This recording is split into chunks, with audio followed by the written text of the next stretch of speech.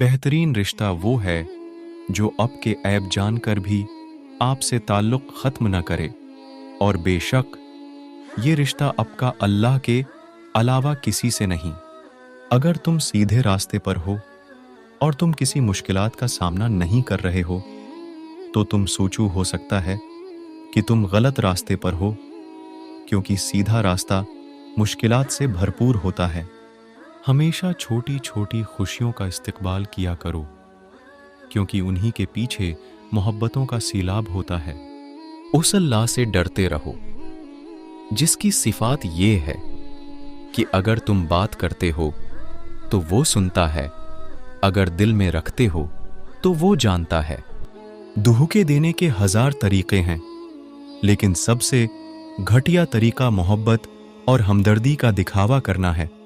जिंदगी की 3 उसूल बना लो। एक, उससे जरूर माफी मांगो, जिसे तुम चाहते हो दो। उससे कुछ मत छिपाओ जो तुम पर एतबार करता हो। 3, उसको मत छोड़ो जो तुम्हें चाहता हो। जिससे मोहब्बत की जाए उससे मुकाबला नहीं किया जाता है।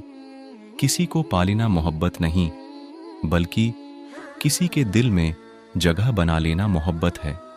जो तुम्हें खुशी में याद आए समझो तुम उससे मोहब्बत करते हो, और जो तुम्हें गम में याद आए तो समझो वो तुमसे मोहब्बत करता है। किसी को चाहो तो दिल से चाहो, ज़बान से नहीं, और किसी पे गुस्सा करो तो ज़बान से करो, दिल से नहीं।